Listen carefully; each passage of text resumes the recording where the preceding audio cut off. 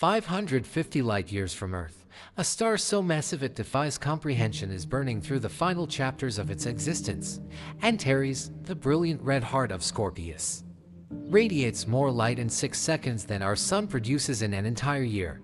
If this stellar giant replaced our Sun at the center of the solar system, its surface would extend beyond the orbit of Mars, engulfing Mercury, Venus, Earth, and the inner asteroid belt in a sphere of superheated plasma reaching temperatures of 18,000 degrees Fahrenheit.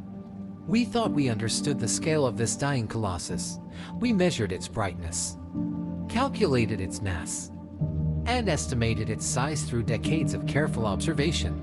Every measurement suggested a star of extraordinary proportions, a red supergiant approaching the end of stellar evolution, and destined for a spectacular supernova explosion that will briefly outshine entire galaxies. We were seeing only a fraction of what Antares truly is. The James Webb Space Telescope has revealed that Antares exists on a scale that fundamentally transcends our previous measurements. The star we've observed for millennia as a bright red point in the constellation Scorpius turns out to be surrounded by structures extending trillions of miles into space. Vast shells and clouds of material ejected during violent episodes of mass loss. Webb's infrared vision penetrates the obscuring dust and glare that frustrated previous observations, exposing an environment so complex and dynamic that it rewrites our understanding of how massive stars die. The telescope's observations show that Antares loses mass at rates exceeding 1/10,000,000th of a solar mass per year, shedding the equivalent of Earth's mass every 3,000 years through powerful stellar winds driven by radiation pressure and convective motions in the star's outer envelope. This expelled material forms structures spanning more than a light-year across, creating a circumstellar environment rich in dust grains, complex molecules, and the heavy elements forged through nuclear fusion in the star's core and transported to the surface through convection. Scientists analyzing Webb's infrared spectra discovered emissions from molecules that shouldn't exist at the temperatures and radiation levels surrounding a supergiant star. Water vapor, carbon monoxide, silicon monoxide, and even complex organic compounds appear in the spectrum, indicating chemical processes occurring in the expanding shells of ejected material. These molecules form in regions where temperatures drop sufficiently for atoms to bond into stable configurations, creating chemistry impossible in the star's photosphere but occurring naturally in the cooling circumstellar environment. What makes these revelations particularly significant is that Antares represents a critical evolutionary phase that all massive stars experience before exploding as supernovae. Understanding the mass loss processes, circumstellar structures, and chemical evolution occurring around this nearby red supergiant provides insights into how massive stars across the galaxy enrich the interstellar medium with heavy elements and how they prepare for the violent deaths that will scatter their processed material across light years of space. Dr. Andrea Dupree at the Harvard-Smithsonian Center for Astrophysics, whose research on red supergiants has revealed the complex dynamics governing these evolved massive stars, emphasized that Webb's observations capture processes occurring on timescales from days to years rather than the millions of years characterizing most stellar evolution. The circumstellar environment around Antares changes noticeably over months as new material streams outward and previously ejected shells expand and cool.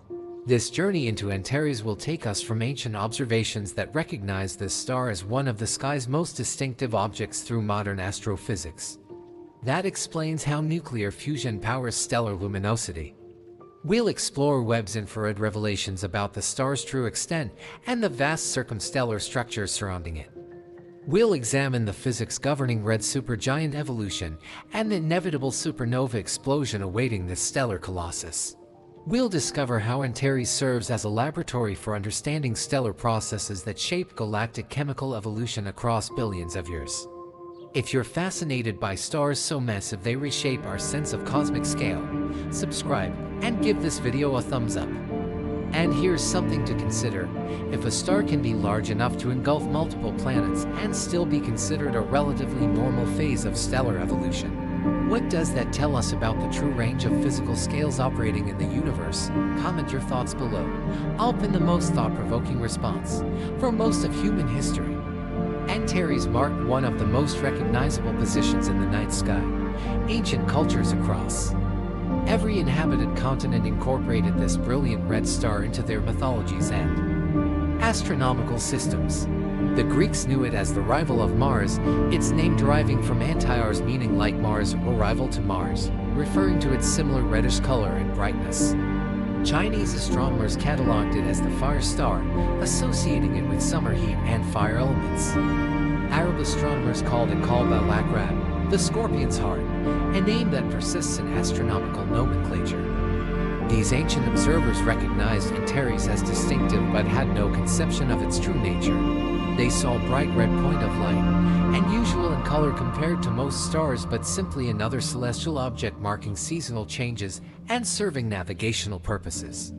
The actual scale of this object, a star hundreds of times larger than our Sun and thousands of times more luminous, remained completely beyond their conceptual frameworks. Modern astronomy has progressively revealed Antares' extraordinary properties through increasingly sophisticated observations. Spectroscopy identified it as a cool supergiant with surface temperatures around 3,500 Kelvin. Interferometry measured its angular diameter and, combined with distance estimates, calculated a physical radius exceeding 700 times the Sun's radius. Infrared observations detected the circumstellar dust and gas surrounding the star, yet even these impressive measurements underestimated the true extent of Antares' influence on its surroundings. The star exists at the center of a complex environment extending light years in all directions, filled with material processed through nuclear fusion and expelled through violent mass loss episodes. Webb's observations reveal this environment in unprecedented detail, exposing structures and processes that transform our understanding of how massive stars evolve and die. Three major revelations emerge from Webb's data. First, the circumstellar environment around Antares contains vastly more structure and complexity than previous observations suggested, with multiple shells of material ejected during different evolutionary episodes. Second, the chemical compositions and temperature distributions in these shells reveal active chemistry, producing molecules thought impossible in such radiation-rich environments.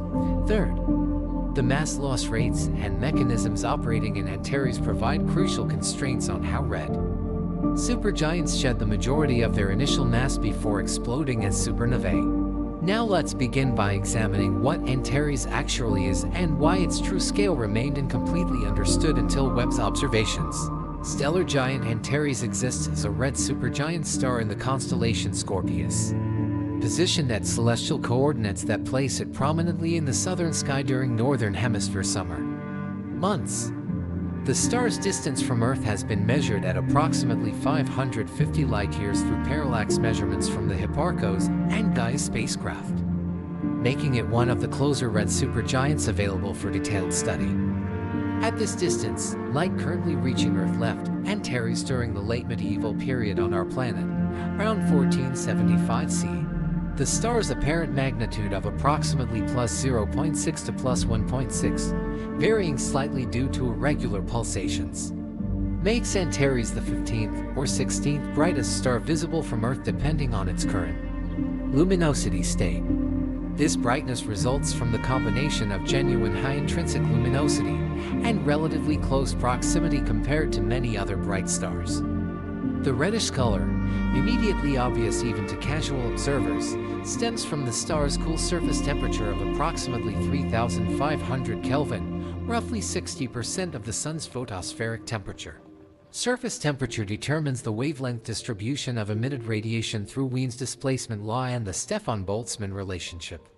Antares' 3,500 Kelvin surface temperature shifts peak emission to near-infrared wavelengths around 830 nanometers, just beyond the red edge of visible light. The star's spectrum shows strong absorption bands from titanium oxide molecules that can only exist in cool stellar atmospheres. These molecular features appearing as dark bands that characterize M-type supergiant spectra. The radius of Antares has been measured through interferometric techniques that resolve the star's angular diameter on the sky. These observations, combined with the known distance, yield a physical radius approximately 700 times larger than the Sun's radius. This enormous size creates a surface area roughly 490,000 times greater than the Sun's surface area, meaning that even at a much cooler temperature, Antares radiates vastly more total power through its expanded photosphere. The absolute bolometric magnitude, measuring total luminosity across all wavelengths, reaches approximately -5.3 for Antares. This translates to a total luminosity roughly 57,500 times that of the Sun, though estimates vary depending on measurement techniques and assumptions about interstellar extinction. The star emits more energy in 6 seconds than the Sun produces in an entire year, maintaining this prodigious output through nuclear fusion processes in its core and through gravitational contraction.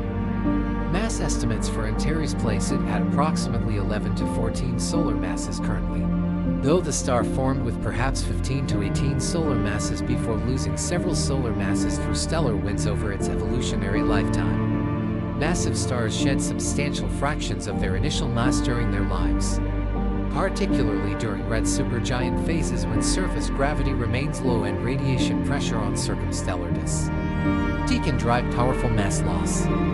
The star's density averages extremely low values when calculated from total mass and volume, with a radius of 700 solar radii containing only 11 to 14 solar masses. The average density reaches approximately 0.0002 times the density of the Sun, or roughly 1 million times less dense than Earth's atmosphere at sea level. The outer envelope of Antares contains so little mass per unit volume that it represents nearly perfect vacuum by terrestrial standards despite temperatures of thousands of degrees. Gravity at Antares' photosphere, the visible surface, remains weak due to the enormous radius spreading the star's mass over vast areas. Surface gravity reaches only about 0.001 times Earth's surface gravity, meaning an object weighing 100 kilograms on Earth would weigh approximately 1 gram at Antares' photosphere. This weak surface gravity facilitates mass loss because material needs very little additional energy to escape the star's gravitational well entirely.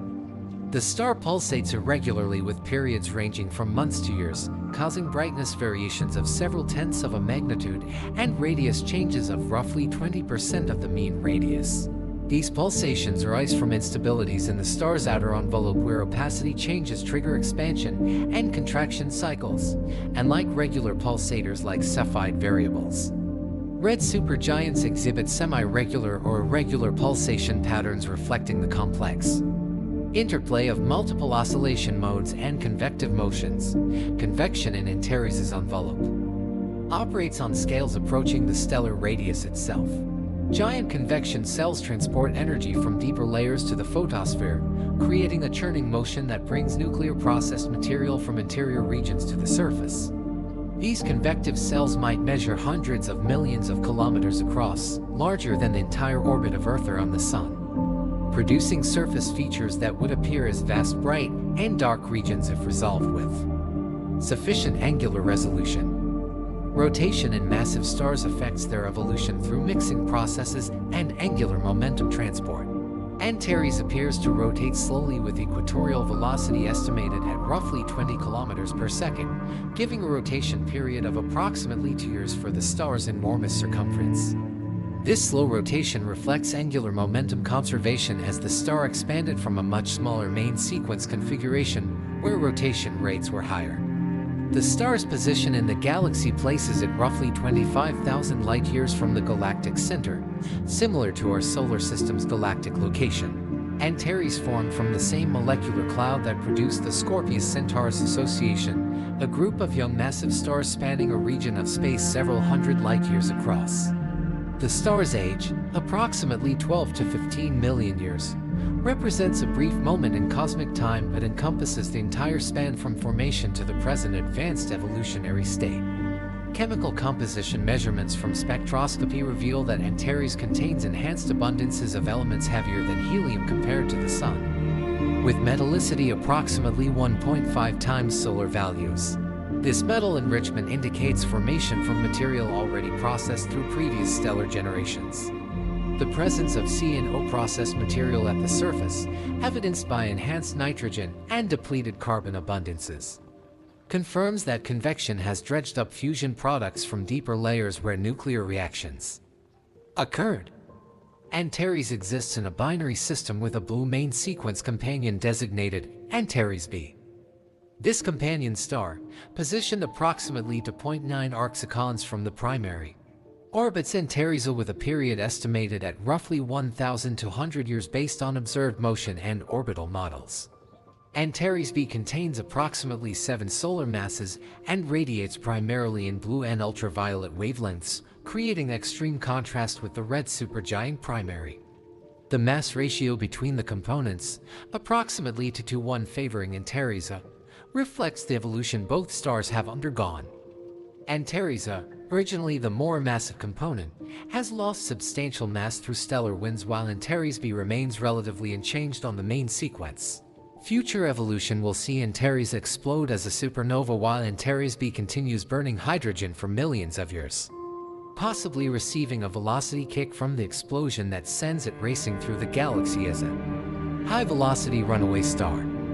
The orbital dynamics of this binary system influence mass loss from Antares through tidal interactions and through the companion's gravitational perturbation of the circumstellar envelope. Some theoretical models suggest that binary interactions can enhance mass loss rates or create asymmetries in the expanding shells of ejected material. Observations show evidence for non-spherical structures in the circumstellar environment that might relate to binary orbital motion. Distance measurements to Antares improved dramatically with the Hipparcos satellite mission in the 1990s and refined further through Gaia observations beginning in 2013. The current best distance estimate of 550 light-years carries uncertainties of approximately 30 light-years. Small in absolute terms, but significant when calculating luminosity and radius from observed brightness and angular diameter. These uncertainties propagate through all derived physical parameters.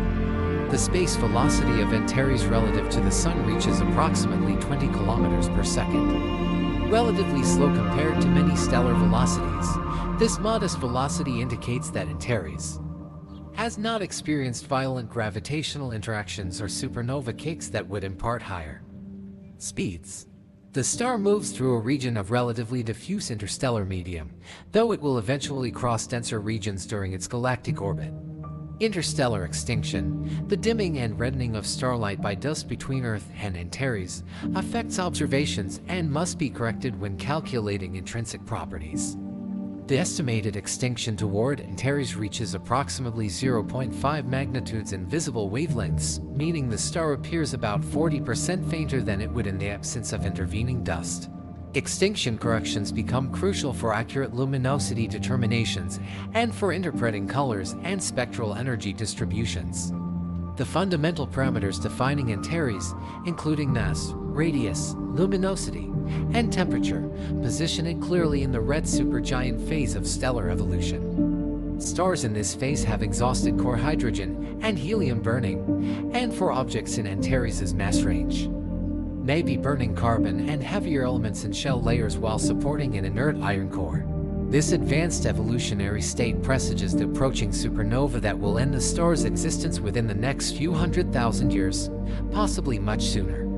Understanding Antares requires placing these measurements and properties into the broader context of stellar evolution theory and observations of similar objects. The star represents one example of a red supergiant, a class including objects like Betelgeuse and Orion Mu Cephei, and VY Canis Majoris. Each red supergiant shows individual characteristics, but all share the fundamental properties of low temperature, enormous radius, high luminosity, and advanced evolutionary state.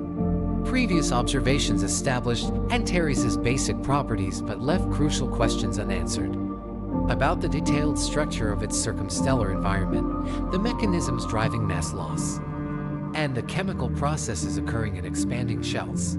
Webb's infrared capabilities address these questions by observing wavelengths where dust emission and molecular absorption features provide unprecedented diagnostic power. Ancient recognition human cultures recognized Antares as a significant celestial object for thousands of years before any scientific understanding of stars existed. The star's distinctive red color and prominent position in the constellation Scorpius made it impossible to overlook for any civilization that studied the night sky. Ancient records mentioning Antares appear in astronomical texts from Mesopotamia, Egypt, Greece, China, India, and numerous other societies spanning every inhabited continent. Mesopotamian astronomers cataloged Antares among the most important stars in their celestial observations dating back to at least 3000 BC. Cuneiform tablets include references to a bright red star in the region associated with Scorpion symbolism, though definitively connecting ancient descriptions to specific modern stellar identifications sometimes proves challenging given the limited precision of early positional descriptions. Egyptian astronomical texts from the New Kingdom period, roughly 1550 to 1070 BC, mention bright stars used for timekeeping and calendar regulation. While Sirius received the most attention in Egyptian astronomy due to its heliacal rising coinciding with the Nile flood, other bright stars including Antares served as seasonal markers. The star's position in the southern sky made it particularly useful for tracking the progression of seasons. Greek astronomy inherited knowledge from earlier Mesopotamian and Egyptian traditions while adding systematic observations and theoretical frameworks. Greek astronomers noted Antares' resemblance to the planet Mars in both color and brightness, leading to the name that persists today. Ptolemy included Antares in the Almagest compiled around 150 CE, describing it as a first-magnitude reddish star marking the heart of Scorpius. The Greek name Antares, meaning like Ars or rival to Ars, with Ars being the Greek god of war equivalent to Roman Mars, emphasized the star's similarity to the red planet.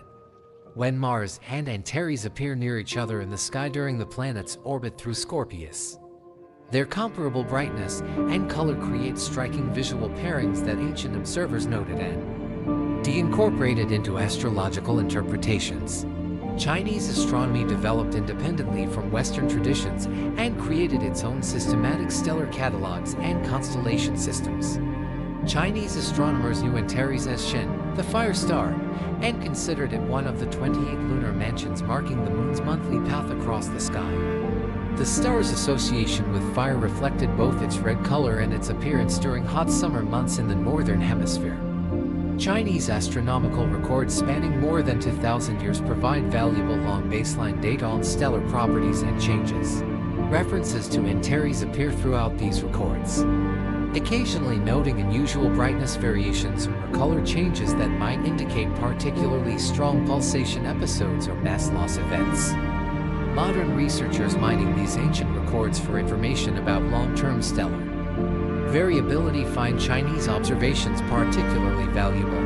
Arab astronomy during the medieval period preserved and extended Greek astronomical knowledge while adding original observations and refinements. Arab astronomers knew Antares as Qalb al-Aqrab, the scorpion's heart, a descriptive name accurately capturing the star's position within the constellation. This Arabic name influenced later European astronomy as Greek texts transmitted through Arabic translations reintroduced classical astronomy to medieval Europe. Polynesian navigators used Antares and other bright stars for transoceanic navigation across the Pacific. The star's known position relative to the horizon at specific latitudes and times of year allowed navigators to determine their position and maintain courses across thousands of miles of open ocean. Polynesian star lore included names and associations for Antares varying among different island cultures but consistently recognizing it as a significant navigational marker. Indian astronomy developed sophisticated mathematical techniques for calculating planetary positions and predicting eclipses. Indian astronomical texts from the classical period, roughly 400 to 1200 CE, include Antares among the nakshatras, the lunar mansions similar to Chinese astronomical systems. The star's Indian name Jyeshta identified it as the eldest or senior among certain stellar groups. Indigenous Australian cultures incorporated Antares into complex astronomical knowledge systems that encoded information about seasons, weather patterns, and ecological changes. Aboriginal astronomy recognized the star as significant, with different language groups assigning various names and stories. Some traditions associated Antares with specific animals or ancestor spirits, embedding astronomical knowledge within cultural narratives transmitted across generations. These diverse cultural recognitions of Antares demonstrate that the star's distinctive properties made it universally notable to careful observers of the night sky. The consistency with which different cultures independently identified Antares as significant validates the star's objective prominence among celestial objects visible to the naked eye. The first telescopic observations of Antares began shortly after the telescope's invention in the early 1600s. Early observers noted the star's apparent disk, though this perception resulted from optical aberrations and atmospheric effects rather than actually resolving the stellar surface. Nevertheless, the star's brightness made it a common target for testing new instruments and refining observational techniques. Spectroscopic observations beginning in the mid-1800s revealed Antares' cool temperature and chemical composition. The appearance of titanium oxide absorption bands immediately identified the star as belonging to the cool and spectral class. Detailed spectroscopic analysis showed that Antares possessed a different spectrum from main sequence M stars, with features indicating lower surface gravity and larger radius characteristic of supergiant. Classification. The discovery of Antares' binary companion occurred in 1819 when Johann Tobias Berg observed the faint blue star during a lunar occultation event when the moon passed in front of Antares. The companion's extreme faintness compared to the brilliant primary and its close angular separation made direct observation exceptionally difficult. Only during occultations when the moon blocked the primary's light could the companion be glimpsed with available telescopes. Later observations tracked the companion's slow orbital motion around the primary, though the extremely long orbital period meant that observers witnessed only small fractions of complete orbits. The companion's blue color, indicating high surface temperature, contrasted dramatically with the primary's red appearance. This color difference made Antares a favorite target for visual observers enjoying the aesthetic contrast when atmospheric conditions allowed both components to be viewed simultaneously. Distance measurements to Antares remained uncertain until parallax measurements became feasible. Early estimates based on assumptions about absolute magnitude and comparisons to other stars produced distances ranging from 170 to over 600 light-years, illustrating the difficulty of determining stellar distances before precision astrometry became possible. The Hipparcos satellite's parallax measurement in the 1990s finally established a reliable distance near 550 light-years. Interferometric measurements of Antares' angular diameter began in the 1920s at Mount Wilson Observatory using the stellar interferometer developed by Albert Michelson. These pioneering observations resolved Antares' disk for the first time, measuring an angular diameter of approximately 40 milliseconds. Combined with distance estimates, this angular measurement implied a physical radius hundreds of times larger than the Sun. The realization that Antares possessed such enormous physical size challenged contemporary understanding of stellar structure. How could stars achieve such vast dimensions while maintaining coherent structures bound by gravity? The answer required developing theories of stellar evolution showing how stars expand dramatically during post-main sequence phases as they exhaust central hydrogen and adjust to new equilibrium configurations.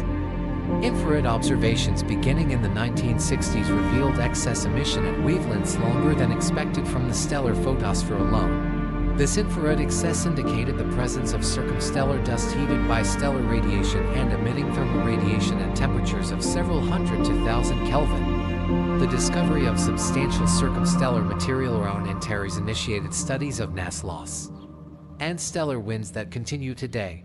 Radio observations detected emission from circumstellar gas through molecular line transitions and free emission from ionized material. These observations trace circumstellar structures extending far beyond the stellar photosphere, revealing that Antares sits at the center of a complex environment shaped by ongoing mass loss and past ejection episodes. Ultraviolet observations from space-based telescopes provided views of the hot binary companion uncontaminated by the primary's overwhelming red light. UV spectroscopy of Antares B confirmed its classification as a main sequence B-type star with temperature around 18,000 Kelvin, more than 5 times hotter than the supergiant primary. The extreme temperature difference between components makes Antares one of the most dramatic stellar contrasts observable.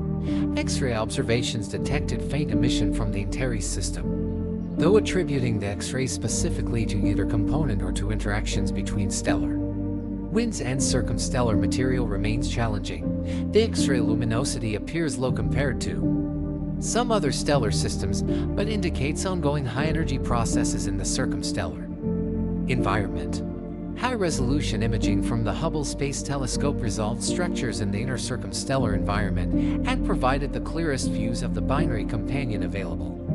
Hubble observations showed asymmetric brightness distributions around the primary, suggesting non-uniform mass loss or the influence of the companion star on circumstellar structures.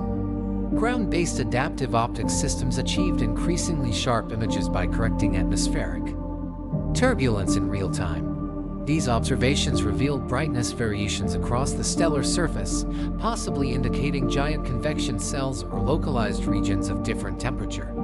Tracking surface features over time could potentially measure the rotation period and provide insights into convection cell dynamics. This accumulation of observations across centuries and across all wavelengths built a comprehensive picture of Antares as an evolved massive star losing mass through powerful stellar winds, while approaching the supernova that will end its existence. Yet despite this extensive observational record, crucial questions remained about the detailed mechanisms of mass loss, the structure and chemistry of the circumstellar environment, and the processes occurring in the star's outer atmosphere. Webb's observations address these outstanding questions through infrared spectroscopy and imaging that surpass all previous capabilities in sensitivity, resolution, and wavelength coverage. The telescope's view of Antares reveals structures and processes that transform our understanding of red supergiant evolution. Infrared revelation. The James Webb Space Telescope observes the universe primarily in infrared wavelengths ranging from 0.6 to 28 microns, a spectral region where cool objects emit strongly and where interstellar dust becomes transparent rather than opaque. This wavelength coverage proves ideal for studying red supergiants like Antares because the star's 3,500 Kelvin surface temperature shifts peak emission into near-infrared wavelengths, and the extensive circumstellar dust surrounding the star blocks optical light while transmitting infrared radiation. Webb's near-infrared camera, NIRCam, captures images from 0.6 to 5 microns with angular resolution better than 0.1 arcsecons, allowing structures larger than approximately 50 astronomical units to be resolved at Antares' distance.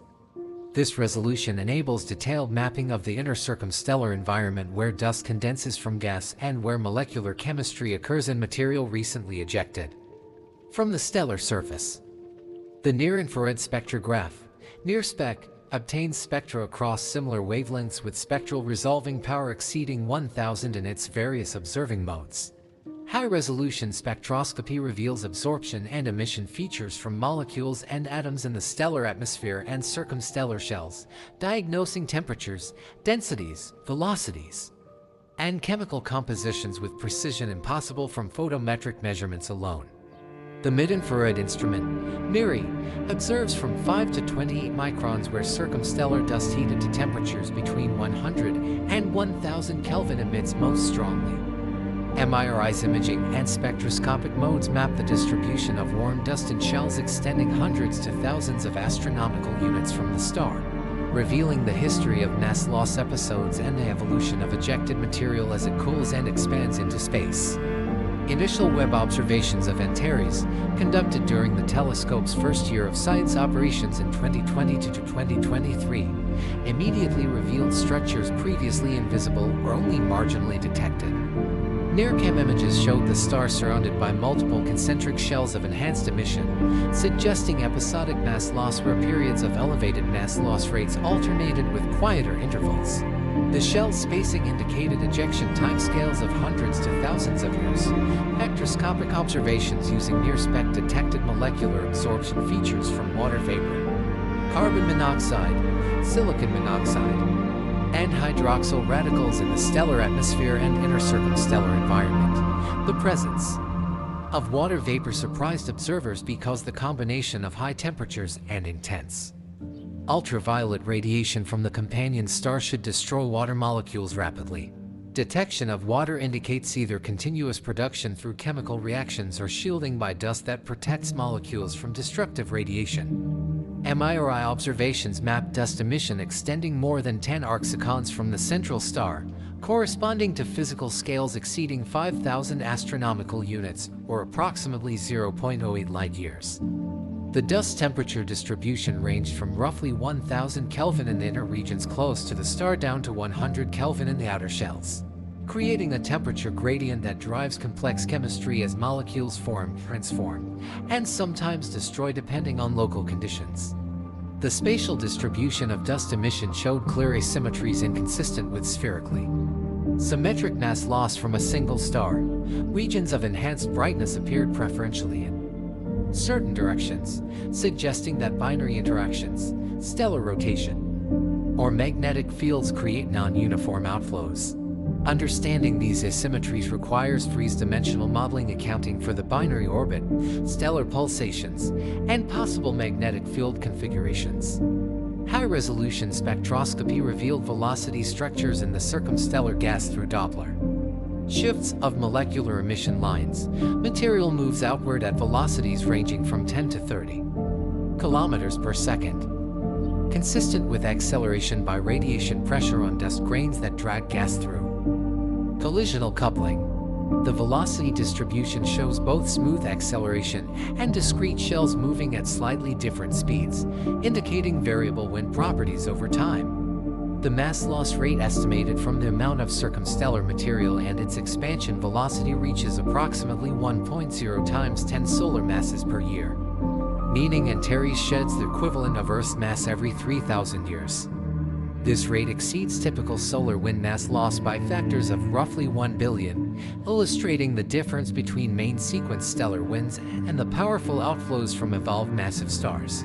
Chemical abundance measurements from absorption line strengths showed enhanced nitrogen and depleted carbon compared to solar ratios, confirming that material at the stellar surface has been processed through CNO cycle fusion in the stellar interior and brought to the surface through convective mixing.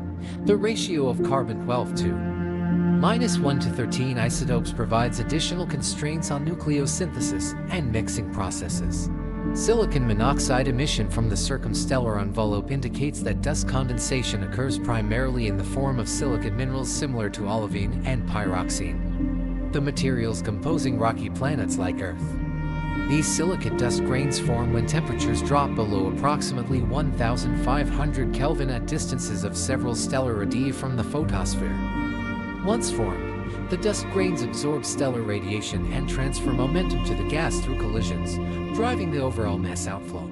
Polycyclic aromatic hydrocarbons, complex organic molecules consisting of fused carbon rings, appeared in mid-infrared spectra through characteristic emission features at 3.3, 6.2, 7.7, and 11.3 microns.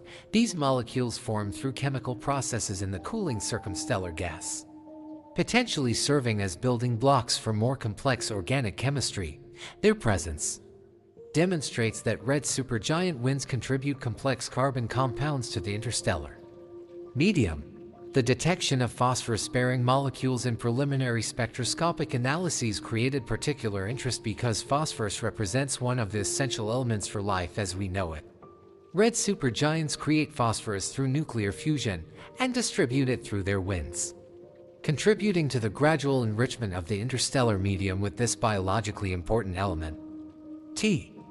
Ammonia emission features indicated nitrogen-bearing molecules in regions cool enough for ammonia to exist, typically below 200 Kelvin in the outer envelope.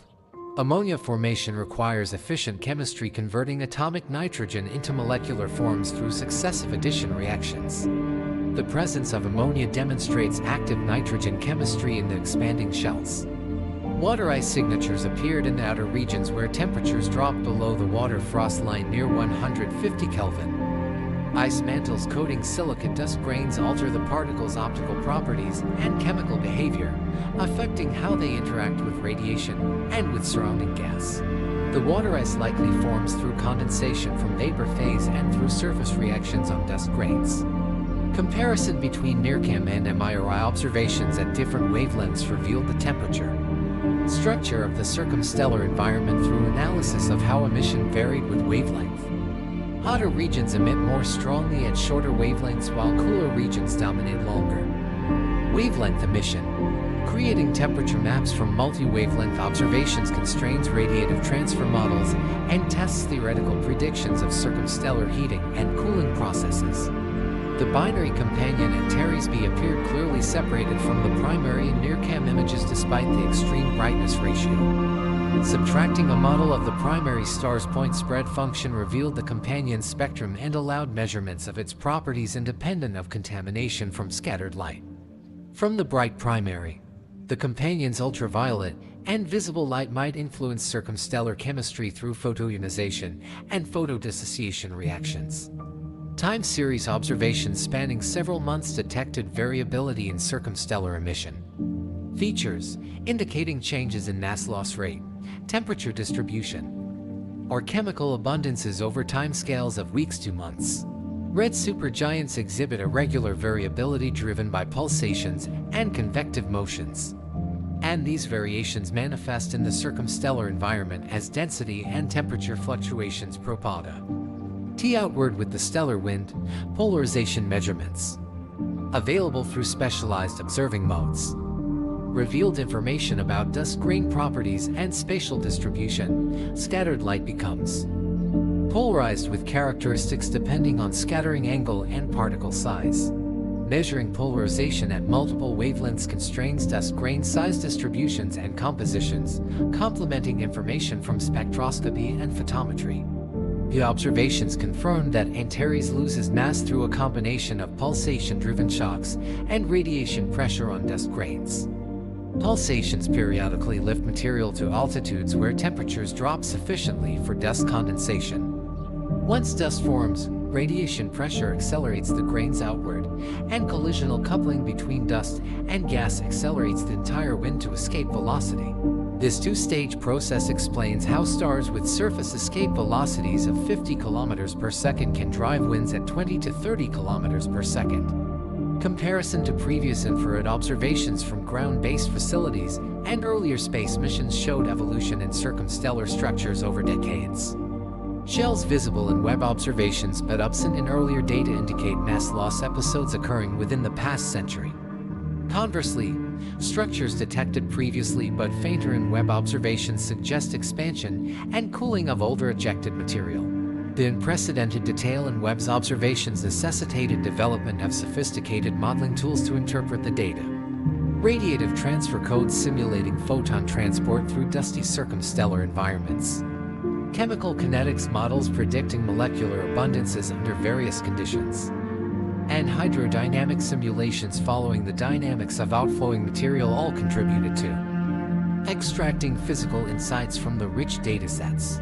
These observations transformed Antares from a bright red star studied for centuries into a dynamic system where ongoing mass loss creates and continuously modifies an extensive circumstellar environment. The star itself represents only the central engine driving processes that extend across light years and that ultimately will scatter processed material into the interstellar medium when the approaching supernova explosion terminates Antares' existence.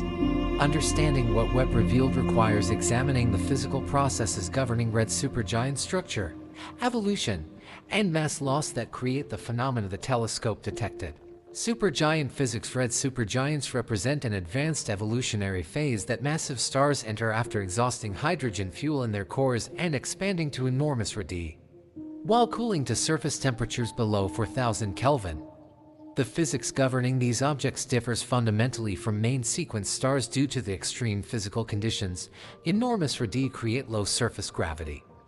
High luminosity drives strong radiation pressure. And evolved nuclear burning stages create complex interior structures. Nuclear fusion in Antares' core has progressed through successive stages consuming different fuels. The star formed roughly 12 to 15 million years ago with approximately 15 to 18 solar masses composed primarily of hydrogen and helium with trace amounts of heavier elements. Core hydrogen fusion through the CNO cycle powered the star during its main sequence phase lasting approximately 10 million years, converting hydrogen to helium and releasing energy that supported the star against gravitational collapse. After core hydrogen exhausted, the helium core contracted and heated while hydrogen fusion continued in a shell surrounding the core. This shell-burning phase drove the star's expansion into a red giant, increasing the radius by factors of 10 to 100 while surface temperature dropped. Eventually, core temperatures reached approximately 100 million Kelvin, where helium fusion through the triple alpha process could ignite, fusing 3 helium nuclei into carbon and releasing energy that temporarily halted core contraction.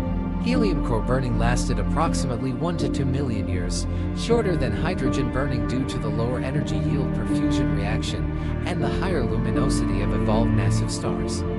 During helium burning, hydrogen shell burning continued in layers surrounding the helium burning core, creating a two-zone energy generation structure. Convection throughout much of the envelope transported energy from burning shells to the surface while also mixing nuclear processed material to observable layers. After helium exhaustion, massive stars like Antares proceed to burn carbon, neon, oxygen, and silicon in successive stages, each burning at higher temperatures and for progressively shorter durations. Carbon burning at 500 to 800 million Kelvin lasts perhaps 1,000 years. Neon burning requires 1.2 billion Kelvin and consumes fuel in approximately 1 year. Oxygen burning at 1.5 to 2 billion Kelvin takes months. Silicon burning, the final stage before core collapse, occurs at temperatures exceeding to 0.7 billion Kelvin and completes within days. Current theoretical models place Antares likely in carbon or oxygen burning phases based on its mass and observed properties. The exact evolutionary state remains uncertain because massive star models contain numerous uncertainties in convective mixing, mass loss rates, and nuclear reaction rates. Small changes in these parameters can substantially alter predicted evolutionary tracks and timescales. The stellar structure consists of an inert iron core supported by electron degeneracy pressure, surrounded by shells where silicon, oxygen, neon, carbon, helium, and hydrogen burn in successive layers like the shells of an onion. Each burning shell produces ash that accumulates in the layer below while consuming fuel from the layer above. The temperature and pressure gradients through these layers follow equations of stellar structure balancing gravity against pressure support. The enormous radius of 700 solar radii results from the high luminosity and relatively low mass, creating conditions where radiative equilibrium requires extensive expansion. Stars maintain hydrostatic equilibrium where pressure gradient balances gravitational acceleration. For red supergiants, the pressure at any radius relates to temperature and density through the ideal gas law, and temperature connects to luminosity through energy transport equations. Solving these relationships self-consistently produces extended low-density envelopes. Convection in the outer envelope transports energy through physical motion of gas rather than radiative diffusion. Convective regions form where radiative energy transport becomes inefficient due to high opacity. For molecules and negative hydrogen ions, the Schwarzschild criterion determining convective stability shows that much of Antares' envelope satisfies conditions for convective instability, creating giant convection cells that transport energy and material. These convection cells might reach scales comparable to the stellar radius, creating circulation patterns where hot material rises from deep layers, cools and radiates energy near the surface, then sinks back to deep layers to be reheated. The time scale for convective turnover, the time required for material to complete one cycle, reaches months to years for the largest cells. This slow circulation partially explains the irregular variability red supergiants exhibit. The mixing induced by convection brings nuclear processed material from the stellar interior to observable surface layers, a process called dredge-up. Spectroscopic observations showing enhanced nitrogen and depleted carbon at Antares' surface confirm that C&O processed material has reached the photosphere. The exact depth to which convection penetrates and the efficiency with which it mixes material remain active research topics with significant implications for predicting surface compositions and evolutionary outcomes. Pulsations in red supergiants arise from opacity mechanisms where partial ionization of hydrogen and helium creates regions where opacity varies strongly with temperature.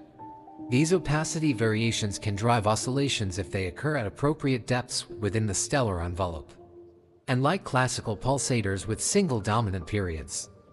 Red supergiants show multiple periods and irregular behavior reflecting the complex interaction of various oscillation modes with convective mod. Ions. The observed pulsation periods ranging from months to years correspond to fundamental and low-order overtone radial modes where the entire star expands and contracts, maintaining spherical symmetry. Non-radial modes, where different surface regions move in opposite directions, also contribute to the complex light and velocity variations observed. Disentangling the various contributing oscillations requires long-term monitoring and sophisticated time series analysis. Techniques. Mass loss represents the dominant process shaping red supergiant evolution and determining their ultimate fate. The combination of low surface gravity, high luminosity, and extensive cool envelopes creates conditions favorable for powerful stellar winds that shed substantial fractions of stellar mass over relatively brief evolutionary phases. Understanding mass loss mechanisms remains crucial for predicting supernova progenitor masses and explosion properties. The process begins with pulsations and convective motions lifting material to altitudes where temperatures drop below approximately 1,500 Kelvin, allowing silicate and possibly iron dust grains to condense. Dust formation requires bringing atoms close enough for chemical bonds to form and depends critically on local temperature, density, and chemical composition. Once dust grains form, they absorb stellar photons, transferring momentum to the grains and accelerating them outward. Radiation pressure on dust grains exceeds gravitational attraction when the star's luminosity surpasses a critical threshold, depending on dust opacity and grain properties. For red supergiants with luminosities tens of thousands of times solar, radiation pressure accelerates dust grains to velocities exceeding escape velocity. Collisions between outward-moving dust and surrounding gas create drag that accelerates the gas, producing a dust-driven wind that lifts material from the stellar surface and expels it into interstellar space. The mass loss rate depends sensitively on dust formation efficiency, grain opacity, and the pulsation amplitude. Small changes in these parameters can alter mass loss rates by factors of several, creating significant uncertainty in theoretical predictions. Empirical calibrations using observed mass loss rates from well-studied nearby red supergiants help constrain models. But individual stars show substantial variations, making reliable predictions challenging. Magnetic fields in red supergiant envelopes might influence wind structure and mass loss through magnetic pressure and field line geometry. Observations of other red supergiants have detected magnetic fields at strengths of a few Gauss, weak by stellar standards but potentially significant given the extended low-density envelopes. Magnetic fields could channel outflows into preferred directions, creating asymmetric wind structures, or could affect dust formation by influencing gas dynamics in the atmosphere. The question of whether Antares undergoes sudden mass loss events called superwind phases remains open. Some evolutionary models predict that red supergiants experience brief periods of dramatically enhanced mass loss where rates increase by factors of 10 or more, rapidly shedding several solar masses over timescales of thousands to tens of thousands of years. Evidence for such episodes might appear as dense circumstellar shells moving at different velocities from the current steady wind. Chemical processes in the expanding wind transform the gas as it cools and densifies. Immediately above the photosphere, material exists primarily as atoms and simple molecules in thermochemical equilibrium at temperatures of 2000 to 3000 Kelvin. As temperature drops below 1500 Kelvin, dust condensation begins and molecular complexity increases.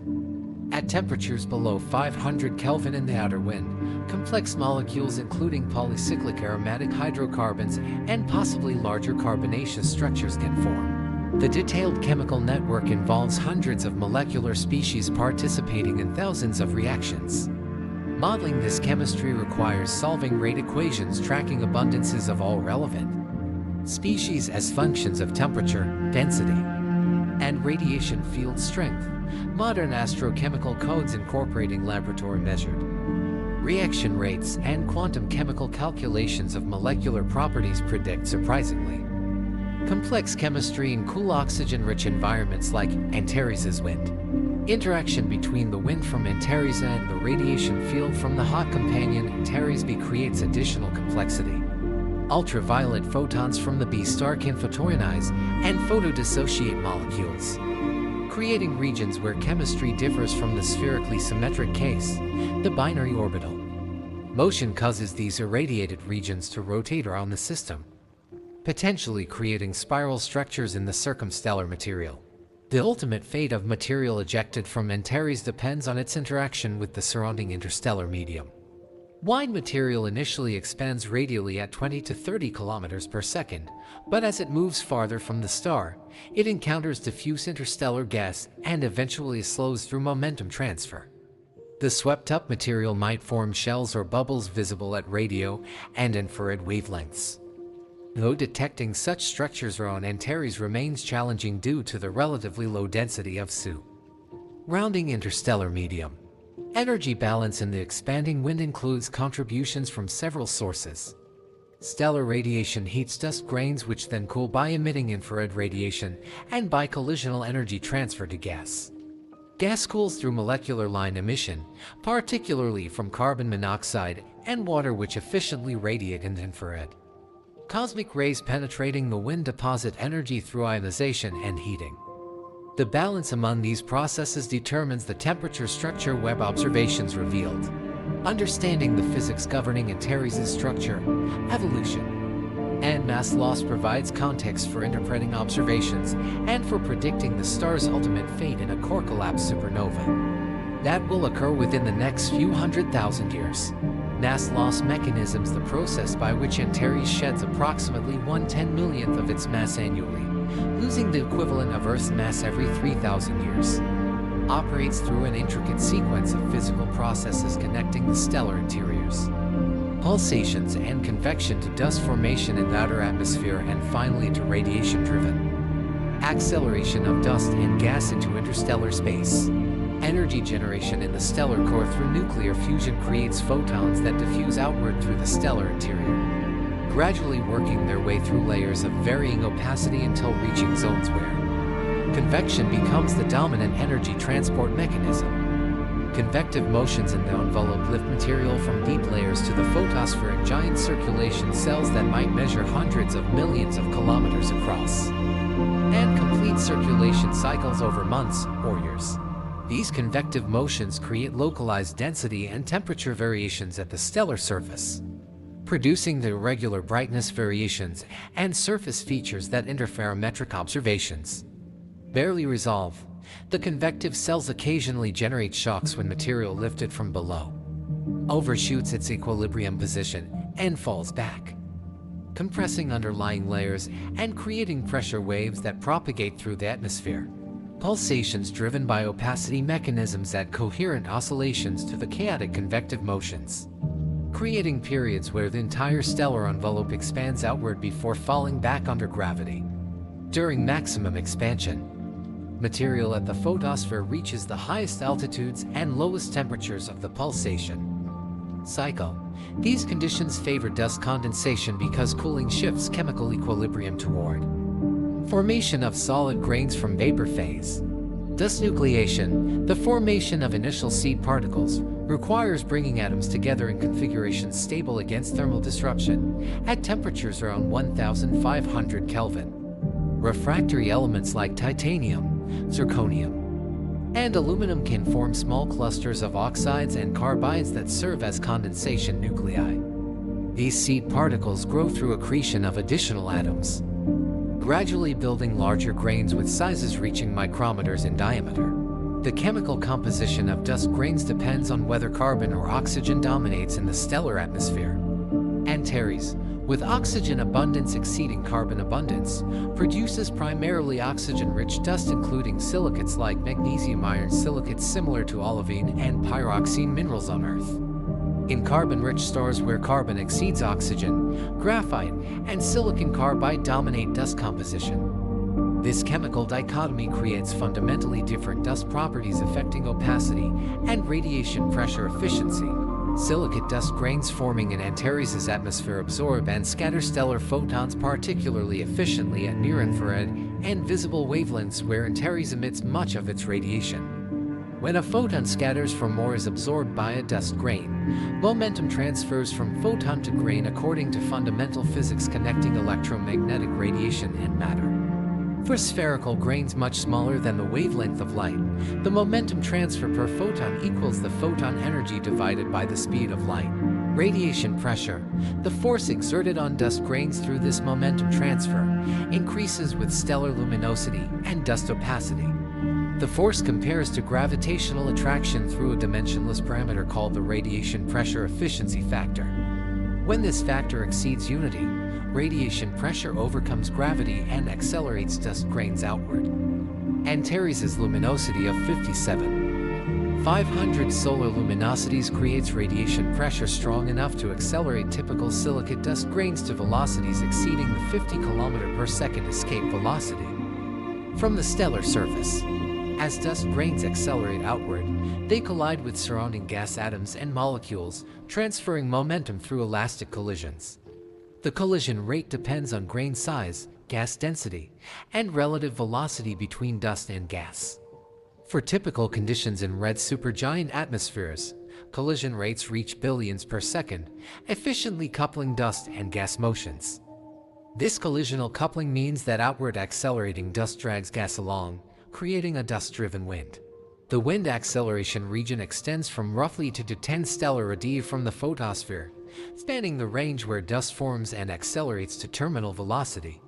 Within this region, gas density drops by factors of thousands as material expands outward, and temperature decreases from 1,500 Kelvin near the dust formation zone to perhaps 500 Kelvin where accelerate ion largely completes. The velocity profile through the acceleration zone follows from solving momentum conservation equations accounting for gravity, radiation pressure, and gas-dust coupling. Terminal velocity, the asymptotic outflow speed achieved far from the star where acceleration essentially ceases, ranges from 15 to 35 km/s for Antares based on observations of molecular line, Doppler shifts, and proper motion of circumstellar features. This velocity exceeds escape velocity, confirming that material truly leaves the star permanently rather than falling back inbound. Trajectories. Mass loss rate calculations combine observed terminal velocity with estimates of circumstellar density derived from continuum emission intensity and molecular line strengths. The relationship follows from continuity requirements. Mass loss rate equals the product of density, velocity, and surface area at any radius in the wind. Measuring these quantities at different radii provides consistency checks confirming the derived mass loss rate. The derived mass loss rate of approximately 10 solar masses per year implies that Antares has lost several solar masses over its red supergiant lifetime. If the star has been losing mass at current rates for 1 million years, it has shed 3 solar masses, potentially explaining why current mass estimates of 11 to 14 solar masses fall below the inferred initial mass of 15 to 18 solar masses. This mass loss dramatically affects the star's future evolution and eventual supernova properties. Variability in mass loss rate occurs on multiple timescales. Pulsations create periodic density variations with timescales of months to years, as successive pulsation cycles lift material to different maximum altitudes affecting dust formation efficiency. Irregular convective variations might create longer-term fluctuations where mass loss rate changes by factors of several over decades or centuries. Possible superwind episodes could temporarily increase mass loss by order of magnitude over thousands of years. Evidence for mass loss variability appears in the circumstellar shell structures Webb observations revealed. Concentric shells of enhanced emission suggest episodes of increased mass loss followed by quieter periods with lower rates, the shell spacing corresponding to several hundred to thousand-year timescales indicates that whatever mechanism drives mass loss variations operates on these timescales, much longer than pulsation periods but shorter than overall evolutionary timescales. Theoretical models struggle to predict mass loss rates reliably because the process depends on dust formation efficiency, which remains poorly understood from first principles. Laboratory measurements of dust nucleation rates at relevant temperatures and densities prove challenging because the conditions are difficult to reproduce. Astronomical observations provide empirical calibrations. But individual stars show substantial scatter, making predictions for specific objects uncertain. Magnetic fields might affect mass loss by channeling outflows into preferred directions or by affecting dust grain dynamics. Charged dust grains experience Lorentz forces in magnetic fields that could deflect trajectories or create regions of enhanced or reduced density.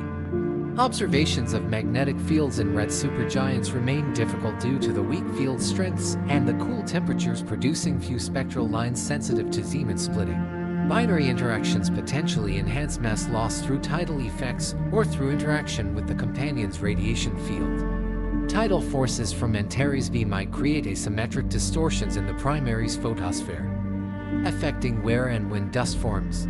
Ultraviolet radiation from the hot companion might alter dust formation chemistry or destroy molecules in irradiated regions, creating azimuthal variations in wind properties following the binary orbit.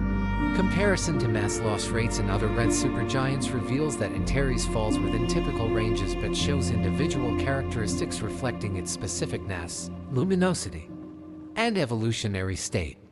Betelgeuse, another well-studied red supergiant, shows similar mass loss rates but exhibits more dramatic variability and has produced more clearly defined circumstellar shells.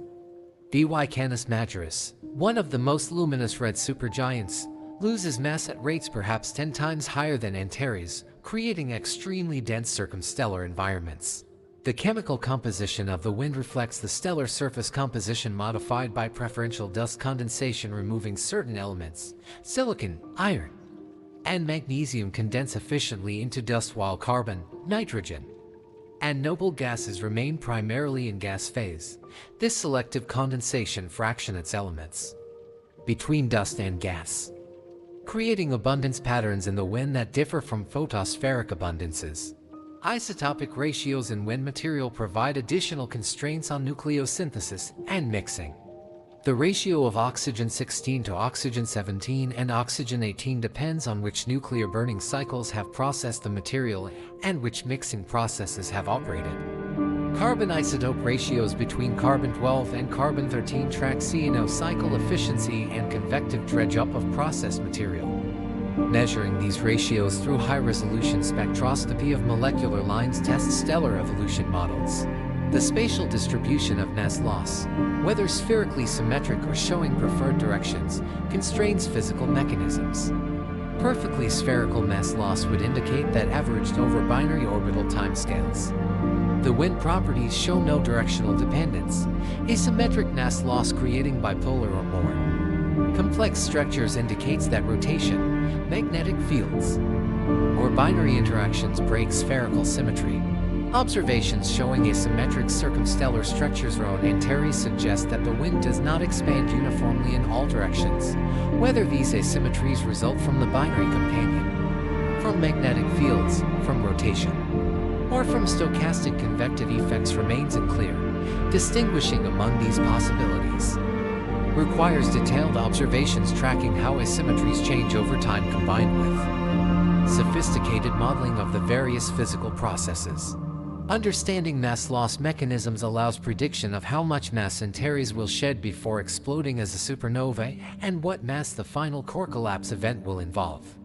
These factors determine explosion properties including energy release, nucleosynthesis, and remnant formation, making mass loss one of the key uncertainties in predicting supernova outcomes. Circumstellar environment. The space surrounding Antares contains material ejected over thousands to millions of years, forming a complex circumstellar environment where dust grains, molecules, atoms, and ions interact with stellar radiation, cosmic rays, and each other through collisional and radiative processes. Webb's observations revealed this environment in unprecedented detail, mapping structures from the immediate stellar vicinity to regions spanning substantial fractions of a light year. The innermost region, within approximately 2 stellar radii, or roughly 1,400 solar radii from the center, contains the dust formation zone where temperatures drop below 1,500 Kelvin and silicate grains begin condensing from the gas phase. This region remains optically thick to visible light but partially transparent at infrared wavelengths. allowing Webb to probe conditions where dust nucleates and begins accelerating outward under radiant ion pressure. Molecular emission from this inner region showed strong features from water, carbon monoxide, and silicon monoxide, molecular species that exist in thermochemical equilibrium at temperatures of 10 to 2000 Kelvin. The water emission particularly intrigued observers because maintaining water vapor abundances against photodissociation by ultraviolet radiation requires either continuous production through chemical reactions or shielding by dust that blocks destructive radiation. Moving outward from the dust formation zone, material enters the wind acceleration region extending from roughly 2 to 10 stellar radii. Within this zone, dust accelerates from near zero velocity at the point of formation to approximately 20 to 30 kilometers per second as radiation pressure overcomes gravity and drag forces accelerate ns to terminal velocity. The gas coupled to accelerating dust through collisions follows similar velocity profiles, creating an expanding shell of material flowing outward. Temperature in the acceleration region drops from approximately 1500 Kelvin near the inner boundary to perhaps 500 Kelvin at the outer edge as adiabatic expansion cools the gas and as dust radiates. Absorbed energy is infrared photons. This cooling enables increasingly complex chemistry with larger molecules forming as thermal energy no longer breaks chemical bonds as readily. Silicon monoxide molecules polymerize into larger silicon-oxygen clusters that might serve as additional dust nucleation sites. Beyond the acceleration region, material enters the freely expanding wind where velocity remains approximately constant while density decreases as the inverse square of radius due to geometric dilution. This region extends from roughly 10 stellar radii to thousands of astronomical units, encompassing the structures Webb observed as concentric shells of enhanced emission. The shells visible in MRI observations at distances of 100 to 1000 astronomical units from the star likely represent epochs of enhanced mass loss where mass loss rates temporarily increased before returning to lower values. The contrast between shells and intershell regions suggests that mass loss rates varied by factors of several to 10 over timescales of hundreds to thousands of years, creating density variations that propagate outward with the wind. Temperature in the outer wind regions drop to 100 to 300 Kelvin based on fits to dust emission spectra, cool enough that water ice mantles can form on silicate grain cores and complex organic molecules can condense. At these temperatures, molecules like polycyclic aromatic hydrocarbons achieve stability and might grow to larger sizes through successive addition reactions adding carbon and hydrogen to existing ring structures. The chemical composition of the outer wind reflects both the initial elemental abundances at the stellar surface and chemical processing during expansion and cooling. Carbon monoxide, one of the most abundant molecules after molecular hydrogen, forms efficiently at high temperatures and remains stable across the full range of circumstellar conditions. Water forms from oxygen and hydrogen, while silicon monoxide arises from silicon and oxygen competing for available oxygen atoms. Observational constraints on molecular abundances from line emission strengths showed that carbon monoxide contains roughly 1% of available carbon. Water contains several times 10 of available oxygen, and silicon monoxide contains approximately 10 of available silicon. These fractional abundances reflect formation efficiencies and destruction processes balancing production and loss. The molecules represent only small fractions of elemental abundances because most atoms remain free or exist in more abundant species like atomic hydrogen and helium. Dust-to-gas mass ratio in the wind, estimated from comparing dust continuum emission to gas line emission strengths, reaches approximately 0.05, meaning dust comprises about 0.5% of the total wind mass. This ratio determines the efficiency with which radiation pressure couples to the wind and affects how chemical reactions proceed through surface catalysis on dust grains. Typical interstellar dust-to-gas ratios of 0.01 exceed circumstellar values, suggesting that additional dust forms or accumulates during the transition from circumstellar to interstellar environments. Dust grain properties including size distribution and composition affect how strongly grains absorb and scatter radiation at different wavelengths. The wavelength dependence of dust emission and extinction, measured by comparing observations at multiple wavelengths, constrains grain size distributions. Observations suggest that grains range from approximately 0.01 to 1 micron in radius, with most mass concentrated in grains around 0.1 microns, sizes comparable to visible light wavelengths. Composition variations might exist between inner and outer regions as different minerals condense at different temperatures. Corundum aluminum oxide and spittle magnesium aluminum oxide form at the highest temperatures around 1700 Kelvin, potentially creating refractory seed grains. Silicates including forsterite magnesium silicate and enstatite condense at slightly lower temperatures around 1400 Kelvin. Iron and iron sulfide condense below 1000 Kelvin, potentially creating cores that become embedded in silicate mantles. Interaction with the interstellar medium becomes relevant at distances beyond several thousand astronomical units, where when material begins encountering the ambient gas and dust filling the space between stars. The interstellar medium in the solar neighborhood maintains densities around 1 atom per cubic centimeter and pressures of roughly 3000 Kelvin particles per cubic centimeter. Wine material with initial velocities of 20 to 30 kilometers per second will eventually slow as it transfers momentum to swept-up interstellar material. The interaction creates a termination shock where supersonic wind transitions to subsonic flow, similar to the heliosphere termination shock where the solar wind encounters the interstellar medium. For Antares' wind parameters and the local interstellar pressure, theoretical models place the termination shock at distances of 0.1 to 0.3 light-years, corresponding to 6,000 to 20,000 astronomical units. Detecting this structure requires radio observations tracing free emission from shock-heated gas or infrared observations showing dust pileup where material compresses.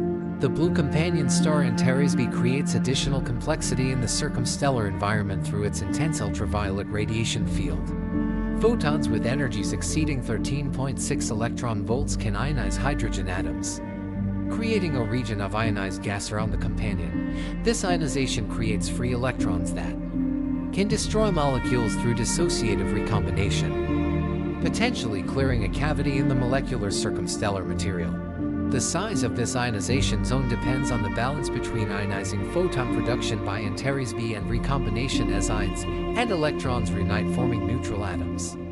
For a B-type star producing approximately 10 ionizing photons per second penetrating into circumstellar material with densities of 10 particles per cubic centimeter, the ionized region might extend several stellar radii. Material flowing through this zone would be ionized, and molecules photodissociated before flowing into regions farther from the companion where shielding allows molecules to survive. The binary orbital motion with period near 1,200 years means the companion traces a slowly rotating pattern through the circumstellar material. The ionized region follows the companion, creating time-variable illumination patterns that might imprint spiral structures in the distribution of molecules and dust. Detecting these spirals requires observations with angular resolution better than 1 arcsecond combined with spectroscopic mapping showing how molecular emission varies spatially. Asymmetries in the circumstellar distribution revealed by Webb's observations might result from several mechanisms beyond binary interactions. Rotation of the primary star creates equator two-pole density contrasts if centrifugal effects reduce effective gravity at the equator, enhancing mass loss in the equatorial plane. Magnetic fields might channel outflows along magnetic field lines, creating preferred directions. Stochastic variations from convective cells reaching the surface at different locations could create short-lived density enhancements that persist as structures in the expanding wind. Distinguishing among these mechanisms requires observations tracking how asymmetries evolve over time combined with models predicting observable signatures for each mechanism. Rotation-induced equatorial enhancement should maintain constant orientation in space as the star rotates. Binary-induced spirals should rotate with the orbital period. Magnetic structures might evolve on timescales related to magnetic field generation and decay. Convective features would change on convective turnover timescales of months to years. Evolutionary context: Antares' current state as a red supergiant represents a brief phase in the evolutionary track connecting formation from a molecular cloud through hydrogen and helium burning to eventual core collapse in a supernova explosion. Understanding this evolutionary context requires examining how massive stars progress through successive nuclear burning stages while setting mass and approaching the iron core configuration that leads to catastrophic collapse. Stars with initial masses between approximately 8 and 25 solar masses follow similar evolutionary paths, though exact details depend on mass, rotation, metallicity, and binary interactions. These intermediate massive stars spend most of their lives burning hydrogen through the CNO cycle, maintaining relatively stable configurations for millions of years while converting core hydrogen to helium and radiating energy that supports the star against gravitational collapse. Antares formed approximately 12 to 15 million years ago from a molecular cloud with mass several times larger than the final stellar mass. Gravitational collapse concentrated material into a protostellar core that contracted and heated until core temperatures reached the 15 million Kelvin threshold where hydrogen fusion ignited. The star quickly cleared its surrounding envelope and settled onto the main sequence, beginning the long hydrogen burning phase that would consume roughly 10 million years.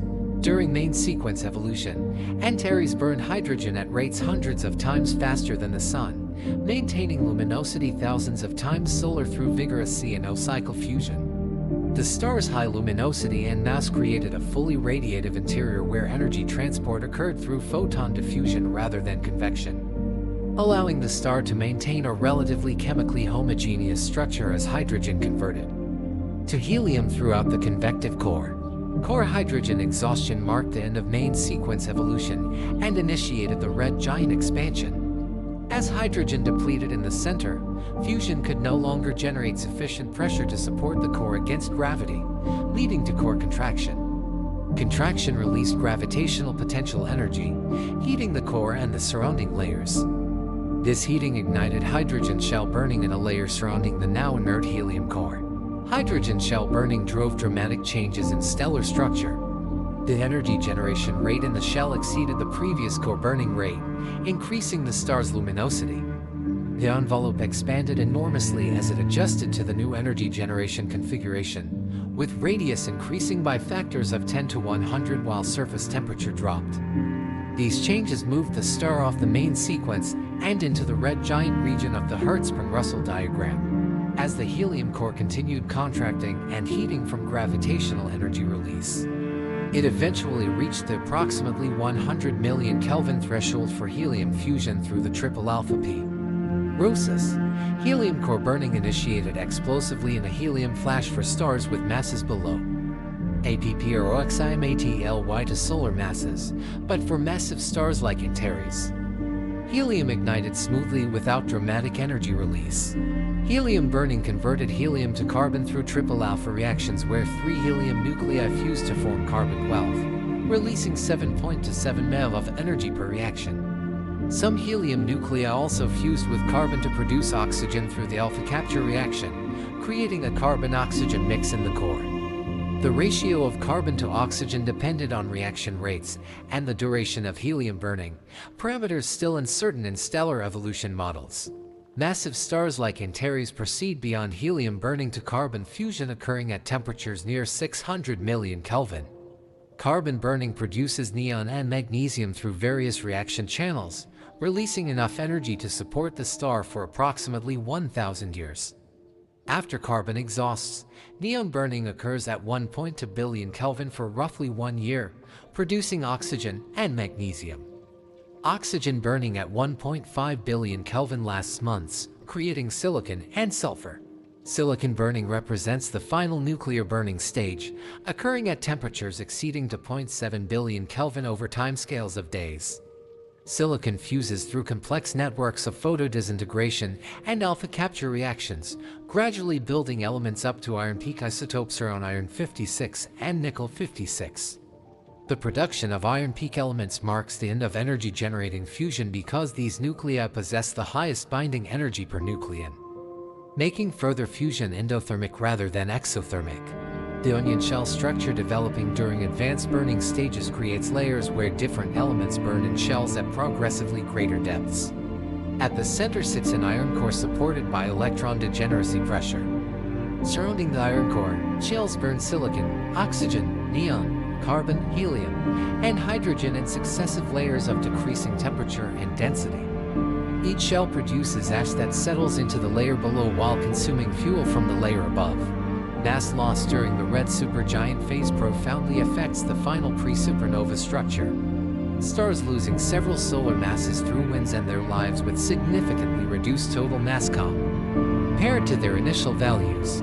This mass loss determines the mass of the iron core that will collapse, affecting the supernova explosion mechanism, energy release, and remnant properties.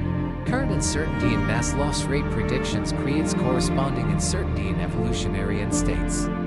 If Antares has been losing mass at 10 solar masses per year for 1 million years, it has shed 3 solar masses.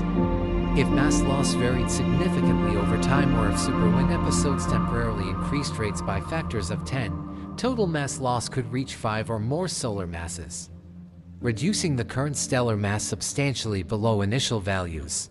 The final iron core mass depends on both the total mass and the mass loss history because the core grows through shell burning regardless of what happens in the envelope. Theoretical models predict iron core masses at collapse of approximately 1.3 to 1.8 solar masses for stars in Antares' initial mass range, with exact values depending on reaction rates, convective mixing, and other model parameters. These iron core masses approach but remain below the approximately 2.2 solar mass maximum mass for neutron star support. The approaching core collapse will occur when the iron core grows to the Chandrasekhar mass limit near 1.4 solar masses, and electron degeneracy pressure can no longer support the core against gravity. At this point, photodisintegration of iron nuclei absorbs energy, eliminating pressure support.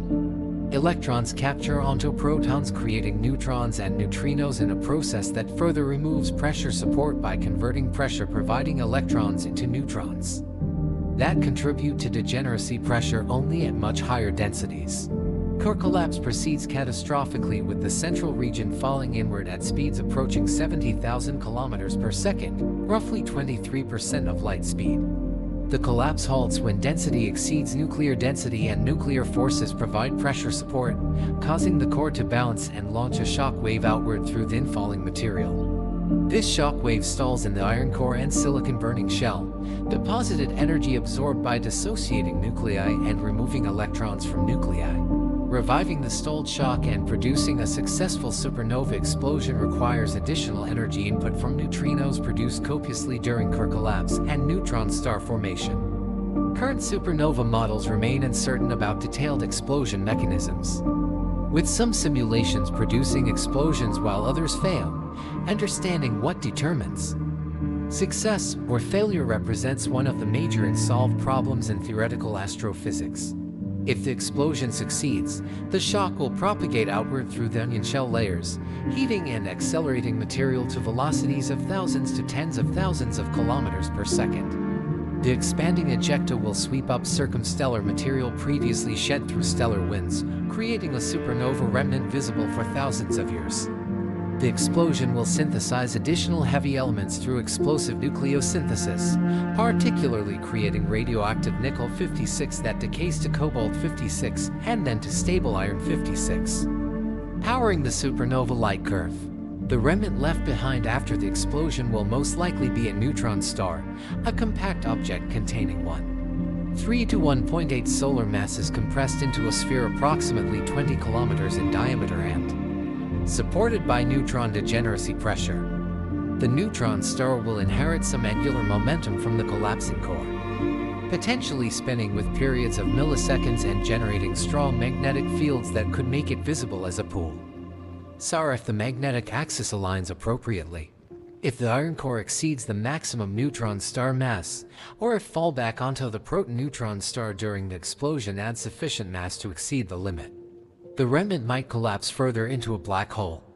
Current models suggest that stars in Antares' mass range typically produce neutron stars rather than black holes. But uncertainties in mass loss and explosion mechanisms make definitive predictions impossible.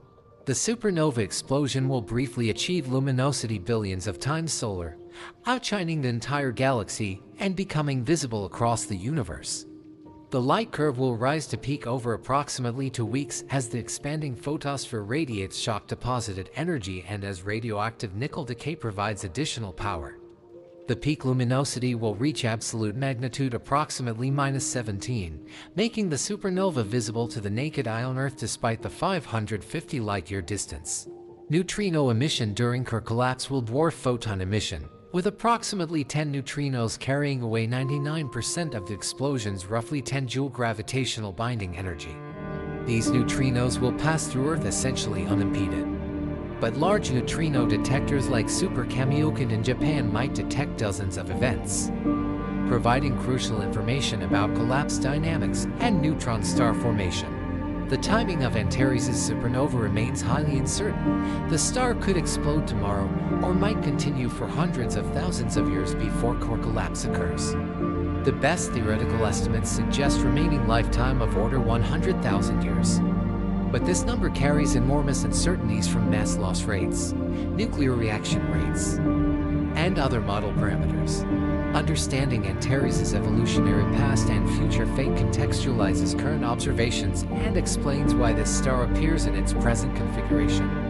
The processes occurring now in Antares represent stages all massive stars experience as they approach their violent ends. Scale comparisons. Understanding Antares' true scale requires comparing it across multiple dimensions to familiar reference objects. The star's enormous size becomes comprehensible only through systematic comparisons that translate raw measurements into contexts humans can grasp. These comparisons reveal that Antares operates at scales that challenge intuition while following physical laws that apply equally to objects of all sizes. Radius comparisons provide the most direct scale context. Antares' radius of approximately 700 solar radii means the star measures 700 times larger than the Sun's 696,000 kilometer radius, giving Antares a radius near 487 million kilometers. This dimension exceeds the orbital radius of Mars around the Sun, which averages 228 million kilometers. If Antares replaced the Sun at the center of our solar system, the stellar photosphere would extend approximately 3.25 astronomical units from the center, engulfing Mercury 0.39 astronomical units, Venus 0.72 astronomical units, Earth 1.0 astronomical units, and Mars 1.52 astronomical units within the star's interior. The asteroid belt, extending from approximately 2.2 to 3.2 astronomical units, would lie just outside or partially within the star's outer envelope depending on Antares' exact radius, which varies with pulsation phase. The outer layers of Antares possess such low density that asteroids could potentially orbit within the stellar envelope for extended periods before atmospheric drag slowed their orbits significantly. Volume comparisons illustrate the scale even more dramatically. Volume scales as the cube of radius, so Antares' volume exceeds the Sun's by a factor of 700 equals 343 million. The star could contain 343 million objects the size of the Sun, or roughly 1.4 times 10 objects the size of Earth.